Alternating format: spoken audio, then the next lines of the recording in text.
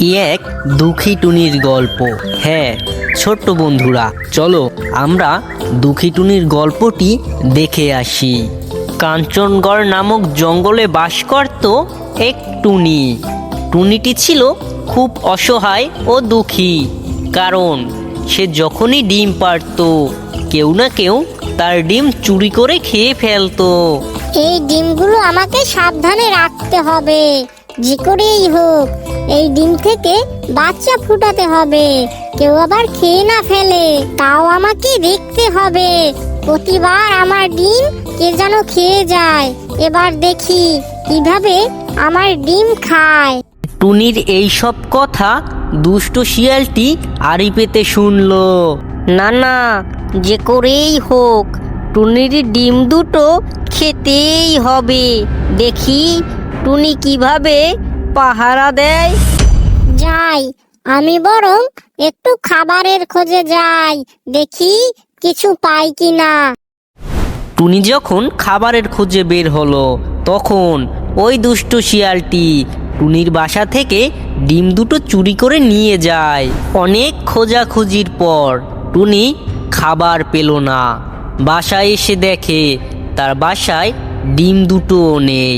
হায় কপাল, এ কি সর্বনাশ হলো আমার! কে আমার ডিম দুটো এবারও চুরি করে নিয়ে গেল? এবার আমি কি করব? আরে আরে আরে, সাপ দাদার বাসার সামনে ডিমের খোসা না? হ্যাঁ হ্যাঁ, ওটা তো ডিমের খোসাই। তার মানে সাপ দাদাই কি আমার ডিম খেয়ে ফেলছে? হ্যাঁ, সাপ দাদাই ডিম খেয়ে ফেলছে। যাই, আমি বরং বাঘ মামার কাছে যাই, একমাত্র বাঘ মামাই পারবে এর সমাধান করতে।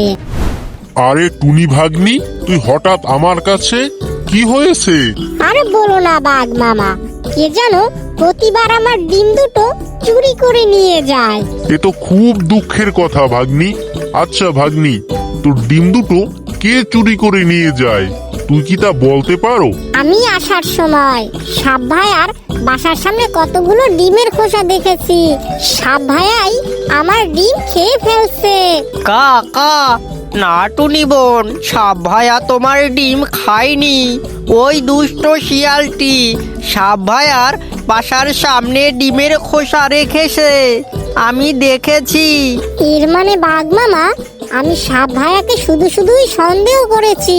হ্যাঁ ভাগ্নি, এটা শিয়ালের একটা চক্রান্ত। শিয়াল ডিম খেয়ে সাপের বাসার সামনে খোসা রেখে এসেছে, যাতে মনে হয় সাপটি তোমার ডিম খেয়েছে। তাহলে বাঘ মামা এখন কি করব? দাঁড়া, আমি দেখছি। এই যে কাক ভায়া, তুমি এখনই ওই শিয়ালটির কাছে গিয়ে বলো বাঘ মামা তোকে জরুরি ভাবে ডাকছে। আচ্ছা বাঘ মামা, তুমি আমাকে এত জরুরি ভাবে ডাকলে কেন? ডাকছি কি আর সাধে, তুই টুনি ভাগ্নির ডিম কেন খেয়ে ফেলছিস? সি বাঘ মামা, ইয়া তুমি কি বলছো? আমি কেন টুনি বোনের ডিম খেয়ে ফেলবো? তুই টুনি বোনের ডিম খেয়ে ফেলছিস, তারপর আবার খোসাও সাপের বাসার সামনে রেখে এসেছিস। এগুলো সব মিথ্যা কথা বাঘ মামা, আজকে তো আমি বাসা থেকে বেরই হইনি। ও তাই নাকি? তাহলে কাক যে তোকে সাপের বাসার সামনে দেখলো? ইয়ে মানে বাঘ মামা, আমি তো একটু এমনি তুই ভালোই ভালোই সত্যি কথা বলবি নাকি আমি তোকে চিবিয়ে খাবো?